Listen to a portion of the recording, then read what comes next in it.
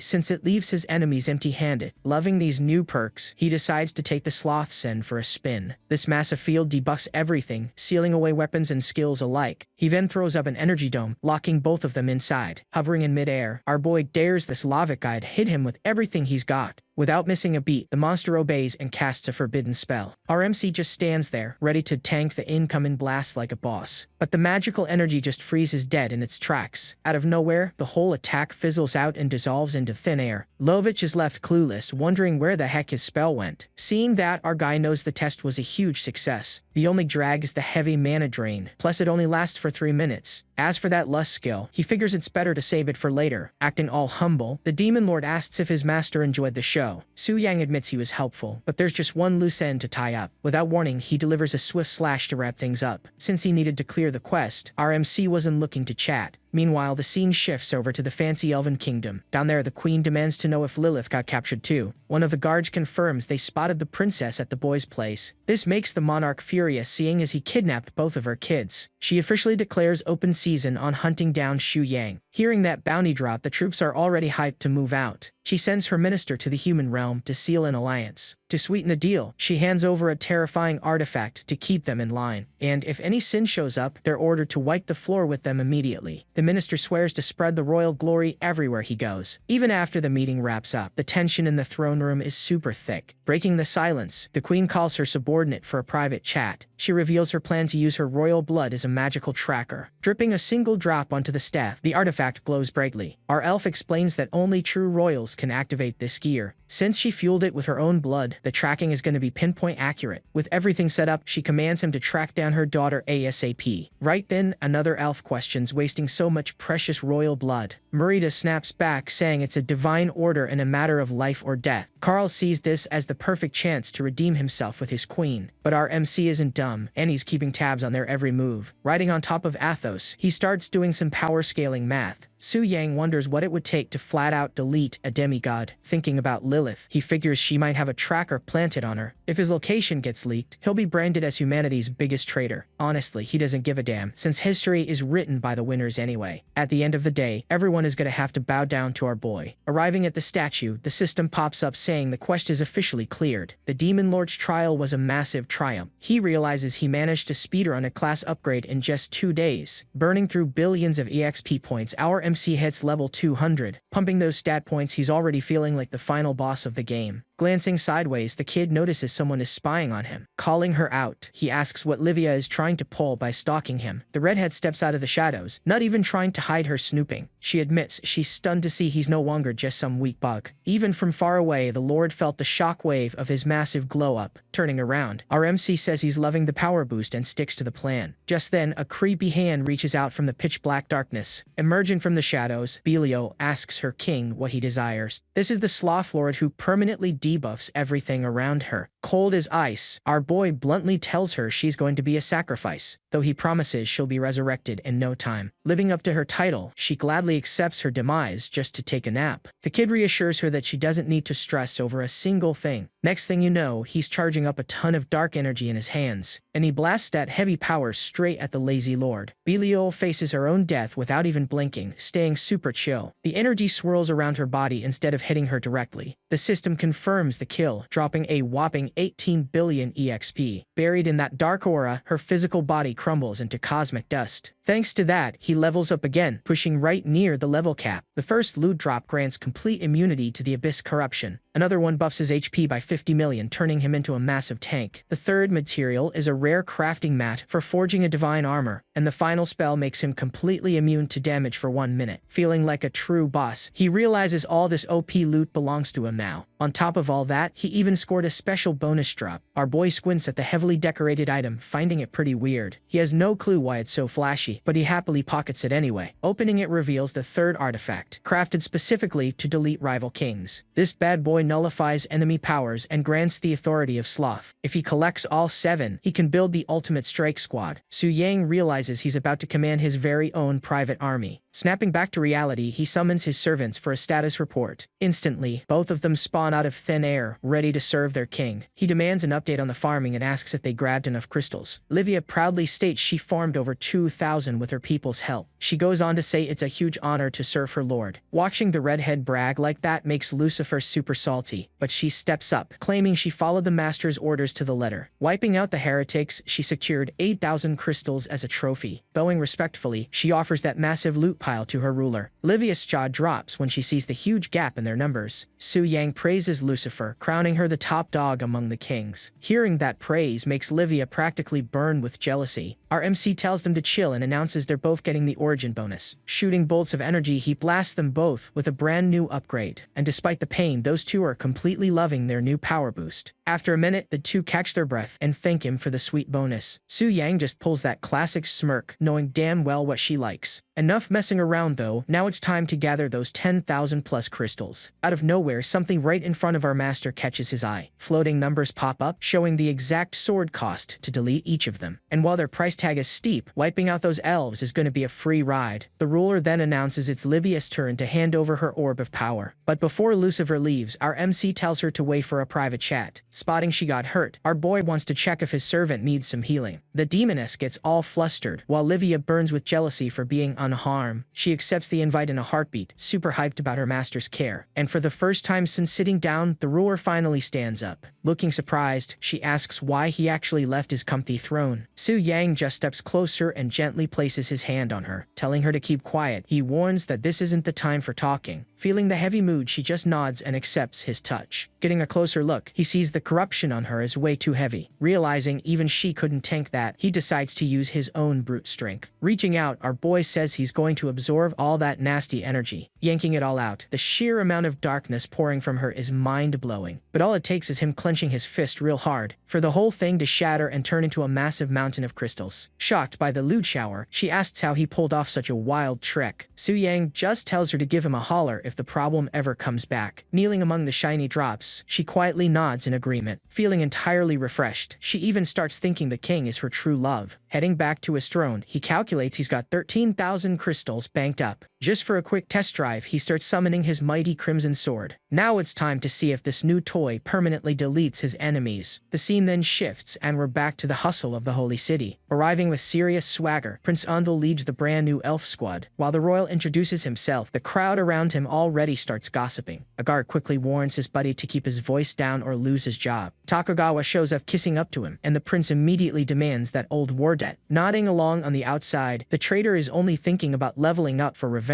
Except Tanjan is already lurking nearby, fully ready to throw down. Playing the ultimate bootlicker, he even praises the unicorn the prince is riding. Finding it all pathetic, Karl plays along just to keep a spy among the humans. Glaring at Tanjan, the royal wonders who the heck this weirdo is. He quickly starts mocking him, telling the Longxia warrior to get out of his way. Right then, the Longxia crew gets furious at the elf's sheer audacity. Li Zhangxiang finally loses his cool and demands some respect from the invader. But the minister doesn't like his tone and decides to hand out a quick punishment. He effortlessly knocks the warrior out cold in the blink of an eye. Don't worry, the guy wasn't deleted for good, just pushed to his limit, getting sent flying across the room after taking a brutal hit. Karl drops an ultimatum, demanding Longxia scram so they can seal the alliance. The prince agrees, claiming their presence is a huge insult to his nobility. Tang Zhan realizes right away this is just an excuse to hunt down Shu Yang, but the minister yells that either they leave or the elf partnership is over. Suddenly, the church bell starts ringing, cutting their fight short. Now we see the high priestess watching the whole drama unfold from a distance. Staring intensely, she breaks down every single detail of the mess. Even from far away, she fires off a massive healing spell, and the wounded warrior feels his strength rushing back in a flash. Right after that, an energy blast flies straight toward Karl. Raising his staff, he tries to block the heavy impact of the sneak attack. This sparks an epic magic duel to see who packs the most firepower. The powers just explode and end up canceling each other out halfway. Karl quickly pinpoints exactly where that light stray came from. Euphemia walks in dropping a harsh sermon and forces the elf to apologize on the spot. After all, he knows damn well not to underestimate her raw power. Seeing the mood sour, the prince bails and leaves his underling to sort it out. After some time, everyone is gathered inside the sacred temple. Inside, the priestess asks what Tang thought of that whole theatrical stunt. The warrior replies that all this mess comes from their obsession with Su Yan. It seems like those elves can't think of a single thing besides the kid, and this entire manhunt is starting to sound extremely fishy to them. Losing a prince sucks, but this massive uproar is hiding something way worse. Euphemia agrees and is just about to spill her theory when they get cut off by a global system alert about the third artifact. Tang gets furious hearing that another legendary item got snatched up. Right as way, she pins the blame on our MC for this wild event. Opening the status panel to double-check the latest intel, she points out that every single bizarre clue always leads right back to the boy. Even with Athos locked up, the chaos never stopped, confirming her suspicions. Since he vanished with the girls, all signs point to him being the culprit. Tang admits he was suspicious, but doesn't get how a level 4 could pull this off. Then the priestess drops the bomb. What if Shu Yang is the king of the abyss? Tang instantly denies it, thinking the idea is way too far-fetched. After all, they dug into his past and firmly ruled out that chance. But it's a solid fact he bosses around the Abyss Lords and hoards the artifacts. Since the temple found nothing, the loot has to be stashed deep down there. This can only mean he's pulling the strings from inside the Abyss itself, because whoever grabbed the gear isn't on Earth, but lurking in the depths. Tang tries to wrap his head around how he controls everything without being the true king. Admitting it's just a theory, she sees the elves' fear as proof of the danger. The warrior goes quiet, trying to process all this wild intel. He notes that the elves treat the kid like he holds all the secrets. He then realizes this whole mess started after that dragon spirit quest. The saint agrees he must have snagged some busted power that day. That explains how he took on Lucifer, but his real secret is still under wraps. The next time she sees him, she swears she'll make him spill the whole truth. Right now though, the mission comes first, and she needs the elves to back her up. Furious, Tang declares Longxia is out of the alliance, but they'll keep fighting. Swearing to secure the items solo, he ditches the whole elf babysitting gig. Right after that, he rallies his squad to gear up for their next move, and orders everyone to pull out of that place immediately. Admiring his guts, Euphemia fails to spot Tokugawa watching their every move. As soon as they bounce, the traitor asks if he can tip off the elves, and she gives him the green light. Heading back to the meeting room, the whole vibe takes a massive turn. Right there, we see the elf squad all gathered up, acting like he owns the place. The cocky prince kicks his feet up on the table with zero respect. Despite everyone fuming, Euphemia jumps straight to asking the price for their backup, but this arrogant scumbag demands 60% of the loot, and the saint just agrees. Making things even worse, he demands 3 of the 4 remaining artifacts. Hearing that nonsense, the entire room erupts into a shouting match right on the spot. Yelling at the top of their lungs, the leaders start calling the elf a dirty thief, but the prince just smirks, claiming they are still getting a solid deal out of it. Firing back, Carolina points out they do not even know where those items are hiding. Shrugging it off, the brat claims finding the gear is entirely a human problem. Catching that pure disrespect makes the big 3 want to strangle the guy right there, and the human crowd nods along, itching to beat the trash out of him on the spot. Swallowing their pride, the alliance is set in stone to launch an attack 1 month from now. Cutting away, the scene drops us right into the middle of the famous Dragon City. Stepping out of the teleport gate, a brand new squad makes their grand entrance. Out of nowhere, the elf crew spawns right in the middle of the busy crowd. Pointing a finger at the group, a little girl tugs her mom to look. Running over to play, she happily calls the invaders her elf brothers. But you already know this wholesome moment is about to go terribly wrong. Catching a brutal kick, the kid gets launched across the street without a single ounce of mercy. Panicking hard, the mother rushes over to help her fallen little girl. The elf guard complains, disgusted that mere humans would even dare to look at the prince. Ordering them to drop to their knees, he calls the 2 of them filthy trash. Meanwhile, Su Yang is watching this whole cowardly show all the way from the abyss. Boiling with rage, he summons Lucifer to gear up for a quick trip. He then announces they are going to teach those barking dogs a harsh lesson. Down on the streets, the city guards get superheated over the unprovoked attack, but the stuck-up elf just glares back with pure disgust for the whole squad. Flashing a cocky smirk, he asks if these pieces of trash really think they can do anything. Striking without warning, he instantly one-shots the first guard he sees. Turning around, he asks if everyone caught what happens to people who step out of line. Flexing his power, he warns that this is the fate for anyone who dares to challenge him. Sobbing in despair, the mom begs the invaders to spare her little girl's life, pleading that she is only 5 years old and cannot even defend herself. Right then, a massive beam of light slices through the sky from way above, and the light crashes down, triggering a colossal explosion right in the plaza. But pulling off a surprise entrance, the Lone Xia crew finally arrives on the scene. Tang Zhen hits the ground, asking how they dare lay a hand on his people. Even surrounded by enemies, the cocky elf keeps his arrogant attitude and does not give a damn. Smiling back, our old man asks if he is ready to see things get truly ugly. Unleashing a massive heavy strike, he makes the entire ground shake. The raw impact is so brutal that the whole scenery almost gets wiped out entirely. Carl has to act fast to shield the prince from catching that lethal blow. As soon as the dust settles, we get to see the heavy damage that strike left behind. Clearing the air, a massive crater is left sitting right in the middle of the street. Mocking the warrior, the prince asks if this is how they welcome royal guests. Tong Zhan fires back, asking if the elves showed a single drop of respect since they arrived. But the elf snobs him, saying he does not waste good manners on mere peasants. Yelling that everyone is equal here, the human demands to know what they want. Carl announces they came to drag Su Yang away for all his supposed crimes. Pinning every crime on our MC, he states their strict order is to wipe the kid out. Stepping up, the elder reminds them the boy tamed that dragon through his own hard work. Calling the beast a massive hazard, Carl tells the old man to shut his mouth. Tanjan calms the elder down and bluntly states the MC is nowhere to be found. Not having it, the minister demands to search the entire country right this second. Nobody likes the sound of that, finding the elf way too arrogant for his own good. Ready to force his way in, the elf raises his staff, dropping a very sinister glow. Tanjan loses all his patience and goes into full monster mode. Rocking a 10 times power multiplier, he charges in for a heavy all-out assault. But that massive hit gets easily blocked by the artifact's crazy shield. Finding a wide-open gap, Carl readies a swift counterattack on the spot, and he fires a beam of light that cleanly pierces the war god's heavy defense. Taking that hit, the human warrior gets dropped hard onto the dirt. It only took a single strike to completely wipe the floor with him. Taunting his fallen enemy, the elf claims humans cannot tank divine gear. Out of the blue, a bunch of pitch-black feathers start raining down from the sky. Confused by the weird omen, the elf minister quickly gazes up, and he spots the mighty Lucifer making a grand entrance alongside Su Yang. Shaking in his boots, the prince suggests they better retreat right now, but Carl insists the royal artifact guarantees an easy win against the Sens. The human crowd is left wondering if she came to save the day or destroy everything. Hiding in the shadows, Su Yang loves that Lucifer is drawing all the aggro. Looking around, he realizes the stage is perfectly perfectly set for a clean wipeout. He orders her to handle the goons while leaving the royal prince entirely to him. Trapping everyone in a massive dome, the demoness isolates the prince completely. The elf starts panicking hard, screaming for his missing bodyguards to save him. Spawning out of thin air, our boy warns him that nobody is coming to his rescue. Shaking like a leaf, he pops a rank 8 shield, trying to save his own skin. But obviously, a measly shield is not going to stop our MC. He shatters that defense like glass and delivers a brutal punch straight to his face. Riding the momentum of that hit, the elf goes tumbling across the dirt. Yanking him up by the hair, our boy promises the real beatdown is just getting started. Following up, he sinks a devastating knee strike deep into the guy's gut. The pathetic loser just lays there, merely kicking the bucket from the sheer pain. Eating dirt, he threatens our MC, claiming he will respawn and bring his whole army. Swearing on his life, he is going to wipe the entire Longxia nation off the map. Drawing his crimson blade, Xu Yang lets him know there is no respawning today. Looking down on him, he promises his end is going to be exactly like his brother's. By the time the scumbag realized it, the red blade had already chopped his head off. The local crowd is left entirely mind-blown seeing the elf get deleted without a trace. The Lee guy realizes he was so distracted he did not even catch the MC moving. Sweating hard, he wonders if this masked guy is just another freaky demon. Meanwhile, trapped inside the dome, the battle is still blazing hot. Flexing her dark powers, Lucifer confidently claims the victory is already in her hands. Carl just laughs it off, asking how she expects to beat a literal item from the gods. But when he turns around to check on the prince, he finds nothing but empty space. Going into full panic mode, the minister starts screaming for the missing royal. Xu Yang steps up, dropping the bomb that the brat already got deleted, and he is next in line. Hearing that brutal news leaves Carl Lawrence completely exploding with blind rage. The guy loses his mind completely, practically foaming at the mouth with rage. Pushing his limits, he starts charging up the staff with everything he's got. But instead of aiming at our MC or the Queen of Sin, he turns around and attacks his very own elf army, draining all their energy without a single ounce of mercy. Looks like he decided to sacrifice his entire squad just for a power boost. And it ain't just the elves either, he's leeching off anyone standing nearby. Watching this wild stunt, Lucifer is left completely thrown off. Except she gets super ticked off when one of those beams shoots right at her. Carl screams she fell right into his trap and she was the main target all along. Sadly for her, the Queen of Sin has zero room to dodge this. Out of nowhere, the scumbag starts blasting magic beams all over the place. With multiple glowing blades flying her way, the demoness tries to block them. Having no time to react, she gets completely trapped in the crossfire. Thick vines made of raw energy start wrapping tightly around her body. Seeing her struggle, Carl starts celebrating like he already won the fight. Right then, something comes flying straight toward him. It's our boy zooming in, fully ready to slash him into pieces. The villain does not even care, thinking the kid is just way over his head. But with a single snap of his fingers, the whole game changes. The mage's heavy aura starts glowing bright, firing a massive blast of energy dead straight at Xu Yang. Good thing our MC is a dodge master and easily slips past almost anything. That flashy move opened up the perfect window for a brutal counterattack. Closing the gap in a flash, the kid is right in his face ready for the execution. Too bad the scumbag instantly recognizes the move he's trying to pull off. Using that close distance, Carl throws out a desperate Hail Mary strike. But our hero's defense gear tanks the heavy impact like it was nothing. Ultimately, the brawl turns into a super tense standoff between the two. Even so, our boy knows exactly how to shut this whole circus down. Another quick finger snap is all it takes to flip the script entirely. And just like that, the mage's overpowered staff is resting in Xu Yang's hands. Finally breaking free, Lucifer wonders how those binding vines just vanished. Spotting her master holding the loot, she asks him how the heck he did that. A bit annoyed, he tells her not to worry about it and orders her to move out. The demoness is stunned, knowing that staff gave the elf a ridiculous power boost. Yet, despite all that, our boy cleaned up the mess in the blink of an eye. Just as they're heading out, the Longxia warrior shouts out to him. Tane drops a quick thanks, but demands to know who this masked guy really is. Playing it cool, Xu Yang stays silent and keeps his identity under wraps. But even with that heavy hood, the old vet starts putting the pieces together. Cutting away, the scene shifts over to the elf queen, chilling in her palace. She's fuming right now because both her prince and the minister went ghost. Knowing a battle went down, she finds it super weird they haven't respawned yet. Trash-talking the minister as useless, she orders her guards to scout the area. The monarch highly doubts any normal human could beat a literal divine artifact. Right on cue, a bunch of elves come bursting into the throne room in full panic. Catching their heavy panic, she demands they spill the beans immediately. A knight confesses that Carl sacrificed his own life just trying to pull off a win. Asking who the enemy was, she finds out the guy kept his face totally hidden. Getting zero solid answers leaves the queen burning with even more rage. Not wanting to catch the heat, the guard bails from the room as fast as possible. Merida knows damn well that anyone hanging with Lucifer is no random scrub. Making a move, she orders her people to fire up the sacred tree's oracle. Her assistant steps right up to the massive tree to kick off the ritual, explaining they need pure royal blood to unlock visions of the past. Following the exact steps, she slices her own wrist open. The second those blood drops hit the bark, the whole tree starts shaking wildly. And out of nowhere, a blinding light erupts straight from the heavy trunk. That flash is so intense, it practically blinds every single elf standing nearby. But once the vision finally clears, the priestess is left in pure shock. She spots our MC standing tall, tightly gripping his crimson blade. Right at his feet, Minister Carl is lying there completely wiped out. Seeing that heavy defeat, the queen vows to hunt down this masked freak. She hasn't even figured out the culprit is actually Xu Yang himself. Marita wonders how they plan on tracking a guy without even seeing his face. The queen tells her to chill, revealing the tree already locked onto his soul. Now, the main quest is hunting the killer down and saving those humans for later. This busted gear gives 500 spirit and 1200 mana points. Down in the abyss, our boy inspects the shiny new staff he looted from the elf. Checking out the stats, he gets exactly why Lucifer was struggling so hard. Feeling a bit bummed, he notices the weapons level lock is super annoying. Making up his mind, the kid decides to ask Lilith for some answers. The second she spots the staff, her jaw practically drops at the sight. The elf girl asks where the heck he managed to snag a royal treasure like that. Xu Yang casually claims he just looted it after wiping the floor with its owner. She is completely mind-blown hearing he actually deleted the mighty Carl. She points out that only royal blood can truly unlock its hidden power. Proving her point, she pricks her finger and lets a drop fall right onto the gear. Showing his soft side, our boy asks if she's alright after taking that cut. The staff starts glowing, but it gives off a super weird vibe this time, triggering her cursed bloodline. The weapon stats actually drop by 10%. Lilith quickly apologizes, thinking she completely ruined her master's new loot. Our guide tells her to chill, promising he's got her back no matter what. Deep down though, he's already planning to force the queen to spill the secret. Meanwhile, floor 99 of the abyss is turning into a massive war zone. Cutting to the smoke, huge waves of ugly monsters keep attacking non-stop. But our hero is just casually wiping the whole map clean without breaking a sweat. Checking his stats, he notices he's dangerously close to hitting level 200. Keeping an eye on the elf queen, he gets the feeling she's brewing up a new scheme. Suddenly, a massive boss monster leaps straight at our boy, but the poor mob doesn't even stand a chance and catches a legendary beatdown. That kill gives him the exact EXP he needed to officially cap at 200. The very next second, the entire floor starts violently shaking. A massive world alert drops, warning that the King of Sin is making a comeback. Our MC figures out that grinding levels is speeding up the return of this one out of 5 bosses. Hopping onto his dragon, he decides to rush straight for his 7th class upgrade. Right then, something starts cracking the space-time fabric around them. A super mysterious sword slowly emerges from a glitchy portal. The blade shines brightly and immediately starts sucking in everything in the area. The vision soon fades to black, leaving us wondering if that was the tree's tracking mark. Now, the scene cuts over to Longxia, right at the Tang family estate. After catching that massive beatdown, old Tang is finally waking up. Grabbing his pounding head, he sees his crew breathing a huge sigh of relief. Right then, a girl in red rushes into the room screaming for her dad. He calls out to Annan, who explains she sprinted back the second she heard the news. Apologizing for the heavy scare, the old vet swears he's still going strong. Asking how long he was out cold, he finds out those 2 mysterious figures already vanished. Feeling he missed a golden chance, he strongly suspects that masked hero was Xu Yang himself. Stepping up, Wei Shen drops the bomb that 2 massive news updates rolled out while he slept. First off, the elves locked onto the abyss, and the Supreme King just recovered a third of his power. Because of that, the entire world rallied up to grind levels over in the Elven Kingdom. Puzzled by this sudden shift, the squad figures those pointy ears must be shaking in their boots. But the old man senses a much darker plot hiding behind this fake friendship. On top of that, they unlocked 3 top-tier dungeons just to prove their good intentions. Glancing at her dad, the girl asks what the squad's next move is gonna be. Annoyed, the redhead refuses to tag along, betting the elves are just using humanity as pawns. Helping her dad stand up, Annan claims they gotta think ahead and accept the training boost. Nodding at his daughter's logic, he decides the main priority right now is the abyss threat. and once that gets sorted, they are definitely settling the score with those pointy-eared snobs. Switching scenes, we catch the crew working overtime to rebuild that wrecked portal. The tech department pulled extra shifts to get the gateway fully operational as fast as possible. Checking out the heavy damage, the girl notes the raw power from that brawl was far from normal. She mentions she really wanted to meet Su Yang, but the kid vanished right in the middle of the chaos. Curious, she wonders what makes our MCs so special to earn such high praise from her dad. The veteran jokes the boy could single-handedly wipe out the elves, but she ain't buying it for a second. Meanwhile, our boy officially hits level 200 and unlocks his 7th class quest. He quickly figures out that to hunt Asura dragon, he's gotta raid the dragon realm itself, and by pure coincidence, the only gateway there sits right inside elven territory. Thinking it over, the guards guarding it are so weak, they will not even be a speed bump for him. Honestly, this whole invasion mission is gonna be a massive walk in the park, since his end goal is world domination anyway. Doing a quick scouting run sounds like a solid plan. Glancing at Athos, he tells his black dragon he can't tag along for the stealth run, since the beast is way too huge. Bringing him along would instantly blow their whole cover. Out of the blue, the dragon starts roaring out loud and blasting dark flames everywhere. Catching him off guard, the massive beast rapidly shrinks down and shifts its form. Settling down, the giant boss turns into a slick tattoo right on our boy's palm. Annoyed, he asks why his pet didn't mention this trick earlier, and the beast claims he just didn't feel like it. Rocking an uncapped level, our kid's raw stats have officially hit ridiculous numbers. It really looks like our MC is unlocking power levels worthy of a literal titan. Chilling on his throne, he hypes up the fact that he can now revive his summons infinitely. Rocking 0 cooldowns, he can revive his demon generals as long as his mana holds up. Right to make a move, the master decides to bring back Samael, the mighty king of wrath. Right on cue, a massive pillar of dark energy erupts straight from his throne, and Samael respawns, swearing unmatched loyalty and blind obedience to his brand new ruler. Our boy drops the order to march against the elves, and his new minion is totally down for it. Meanwhile, the line for the elf portal is stretching for miles, with everyone begging for entry. Tokugawa tries to sneak in by dropping the late Carl's name, but the guards shut him down hard. The gatekeeper tells him to wait for his paperwork, but the snake is in a massive rush. He's fuming, seeing the Longxia crew scoring the alliance, while secretly plotting a heavy betrayal. Out of nowhere, the elves point their spears right past him, locking onto a much deadlier threat. Confused, the traitor peeks over his shoulder to see who's pulling up with such heavy aura. And right there stands our hooded MC, dragging along an extremely freaky-looking dude. The royal guards hit full panic mode the second they feel the wild energy radiating off those two. Small asks his master what the next move is, since their stealth mission just blew up. Ditching the whole stealth act, our boy orders his minion to wipe the floor with every single guard. The King of Wrath thanks him for the golden ticket and promises a bloodbath like nobody's ever seen. Firing up his power, he starts shifting and morphing right into his terrifying true form. Faster than anyone can track, the towering beast completely vanishes from sight. Reappearing out of nowhere, the first elf gets deleted instantly by a savage heavy strike. The elven threat alarms start blaring like crazy as the monster's energy just keeps spiking, and proving the hype is real. The Wrath Sin hits just as hard as his massive size suggests. Spotting the deadly threat, Tokugawa spurs his horse and bolts out of there as fast as possible. Following their cowardly boss, the whole Sakura guild pulls a desperate emergency retreat, but Samael shows zero mercy, dropping heavy beatdowns on anyone standing in his crosshairs. One soldier begs to back up their allies, but their spineless leader is only focused on escaping. Finding that retreat pathetic, Su Yang commands Samael to teach the scumbag some proper manners. One order was all it took for the Wrath King to spawn right in front of the runaway coward. The leading guard gets slammed into the pavement before he even processes what hit him. Right after that brutal slam, he gets launched into the sky like a ragdoll. To cap it off, the poor guy ends up as a quick snack for Samael's giant demon wolf. Every single kill stacks up the kid's HP, making our MC practically unkillable at this point. While his boss crunches the numbers, Samael keeps the party going, having the time of his life. Locking onto the Wrath King hurls his heavy weapon with deadly force. Desperate to stay alive, the coward reacts as fast as his gamer reflexes will allow. Panicking, he pops his ultimate Ampirasu shield, hoping to tank the lethal strike. And against all odds, the fiery barrier actually holds back the damage for a brief second. But obviously, a flimsy shield like that was never going to survive against such raw power. Even as a dirty snake, the guy proves he's got the crazy skills needed to dodge a lethal blow. Drawing his blade, he unleashes his secret trump card in a desperate counterattack. Shockingly enough, he actually manages to land a tiny scratch right on the towering beast. Too bad that tiny paper cut did zero damage and only made the Wrath King furiously mad. Realizing he just messed up big time, the traitor starts begging for his pathetic life. But the god of wrath ain't about mercy, snagging the scumbag up in his massive grip. Squeezing him tight, the demon proves his twisted fun is only just getting started. Thrashing him around, he violently slams the traitor into the dirt over and over again. Stepping up, our MC tells him to quit playing with his food and focus on the real mission. He reminds his heavy hitter they've got way bigger fish to fry waiting for them inside. Delivering one final crush, the rat is deleted, dropping another massive HP boost for the boss. Tallying up those fresh stats, our boy is now rocking a juicy 60 million health points. Giving Samuel the green light, he announces the main event is going down in the Elven capital. We then cut straight past the heavy walls right into the heart of the Elven kingdom. The royal guards are slacking off, betting those weak humans won't cause any real trouble. The second the gateway sparks up, they figure the human guests finally made their entrance, but giving them a nasty shock. The one stepping through that portal is definitely not human. Su Yang casually mentions he hopes those pointy ears enjoy the special delivery he just dropped off. That little present was fully on the house just to kick off their raid with a bang. Back in the throne room, the elf royals debate letting humans step foot inside the dragon realm. Eavesdropping on the chat, Tassie highly doubts those weak humans stand a ghost of a chance. She calls out their wasted time, reminding everyone the true threat is that mysterious, hooded freak. Suddenly, a royal guard bursts into the room screaming, warning that everything is falling apart. The panicked soldier shouts that the portal is under heavy attack by a king of sin. The queen can barely believe a monster of that tier actually made it into her realm. Boiling with rage, she screams at her royal guard to fix the mess immediately. The soldier swears on his life the mission will be handled, telling her not to worry. But the big question remains, why would a king of sin suddenly target the elves? Meanwhile, stepping outside, the whole situation has turned into absolute pure chaos. The Wrath King is already stomping through the city, smashing every single thing in his path. Over at the Elven Temple, the players keep dropping like flies and respawning non-stop. To shut Samael down, they called in a highly skilled elite squad for backup. The frontliner charges straight at the giant beast, swinging with everything he's got. But the massive demon easily parries the elf using nothing but his bare blade. And right after that block, he counters with a devastating punch straight to the gut. Imagine a body shot so brutal it practically hurts just watching it land. The monster taunts the crowd, asking if anyone else wants to step up and catch these hands. Right on cue, a squad of hooded elves starts channeling a massive meteor shower. But the towering boss just glances back, flashing a completely mocking smirk. Then, the heavy magic blasts start raining down from the sky like crazy, and the flaming meteors crash down straight towards Samael with absolute maximum force. The resulting explosion is colossal, kicking up a massive dust cloud everywhere. Yet the beast remains standing tall, totally unbothered without a single scratch on him. One overly hyped elf starts celebrating way too early, thinking they actually secured the win. He stares at the blast zone, fully believing the monster finally got wiped off the map. But the second he turns around, a heady beatdown is already dropping on his head. Samael suddenly starts beating on his own chest in a super freaky way. Roaring at the top of his lungs, he literally rips his own heart straight out of his chest. This twisted ritual is exactly how he activates his unstoppable berserker mode. That bust state makes the bastard practically immortal for 3 whole minutes. During that time frame, he is gonna hand out savage beatdowns without a shred of mercy. Not a single enemy is going to be left standing to tell the tale. Anything foolish enough to cross his path gets instantly deleted on the spot. One of the players spots the boss's HP bar completely locked in place, refusing to drop. Panicking, he yells at his squad to spam crowd control spells to lock the beast down. Multiple massive roots erupt from the dirt, managing to tie Samo up tightly. Instead of sweating it, the giant brood just laughs right in their faces. He cleanly slices through the roots with zero effort and breaks free instantly. But right then, the queen decides it's finally time to step into the brawl herself. Disgusted, she states that a filthy monster has no right stepping foot in her royal court. Channeling her magic, the monarch slams down an insanely powerful mana seal. Trapped by the spell, the invader is left with no choice but to bail out immediately. Caught in a tough spot, Samael apologizes to his master for the quick retreat. The guard begs for a harsh punishment for failing, but she just orders him to clean up the mess. This is probably that same arrogant general who was acting all tough earlier. He's left overthinking the monster's threat about coming back to defile his ruler. While the kingdom scrambles to rebuild, the soldiers just stand around barking orders at the commoners. Chilling on a balcony, 2 spoiled nobles chat about the massive scare they just had. The stuck-up lady complains the royal guards are overpaid and totally useless. She mocks that at least the commoners died honorably trying to protect the capital. The other noble mentions hearing rumors about a sin cult hiding deep in the slums. A maid serving them listens in with pure disgust, practically itching to spit in their food. The scene then cuts directly over to those very same elven slums. Huddled around a fire, the locals are ranting about being treated like absolute garbage. That exact same maid joins the circle, totally agreeing with every word they say. She declares the nobles are the real sinners for ruthlessly oppressing their own people. Dropping her whole disguise, she reveals who she truly is hiding underneath. Shifting her face and hair, she steps fully into her true unmasked form. The woman claims that if the gods protect such evil, they aren't worth worshipping. Hearing that sparks the elves up, craving brutal revenge against the entire royal bloodline. To crush those corrupt nobles, she tells them they need an equally divine power, and only the sovereign of sin can deliver that righteous punishment for them. The crowd is left stunned, vividly remembering the massive tragedies he already caused. She smoothly spins it, claiming the suffering was just a test and he is actually a benevolent god. To seal the deal, she slices her own finger open to form a blood pact right there, swearing that royal blood will pay the price for every single sin they committed. Looks like a massive elven civil war is about to pop off real soon. Praying with heavy devotion, she begs her new boss to deliver them true salvation. She genuinely hopes he brings some light to her heavily oppressed people. Meanwhile, Su Yang realizes the elves' defensive line is getting pretty annoying to deal with. He figures the main issue is those pesky scouts who could easily snitch to the queen. Wasting no time, our boy pops his corrupted mode to speed things up, and in the blink of an eye, he completely vanishes from the spot. Reappearing instantly, he drops a lightning-fast beatdown on every single guard around. This new mode made him way too fast for the lookouts to even react. He knows the guards will just respawn later without remembering a single detail. Stepping through the portal, the MC hypes himself up for his grand return. Right now, he's standing smack in the middle of the actual dragon realm. He looks over at Athos and asks if the big guy misses the smell of home. Then, our kid drops the order for his giant black dragon to take flight. The massive beast takes off and our boy leaps straight onto its back. A short while later, we see a red dragon already lying there completely defeated. The fight was a total breeze, but it probably wasn't his main target anyway. The upside is he just scored another bone dragon to add to his growing army. Out of nowhere, our MC gets ambushed by a brand new wild threat. He admits the hit packed a punch, but all it did was mess up his hair a bit. That sneak attack came straight from an aggressive lightning dragon. Not wasting a single second, the kid charges straight at the scaly beast. But before he even lands a hit, Athos swoops in and slams the rival dragon hard. The electric beast questions why the mighty Athos is bowing down to a mere human, but he didn't even get a chance to finish talking before getting sent flying. Our MC casually states the golden rule of this world: the strongest always rules. While still airborne, the kid lands a brutal heavy strike dead on the beast, and the enemy dragon ends up crashing heavily into the dirt. With the monster grounded, he calls Athos over, saying it's finally snack time. But it looks like our MC decided to just eat the dragon meat completely raw. He really needed that heart to boost his lightning affinity stats to the max. Now, he's actively hunting for a much bigger boss to keep grinding his levels up. The system suddenly drops a quest to hunt down the fallen holy dragon. He thought that beast was a myth, but gets hyped for the new challenge just like I do when you drop a like on this video.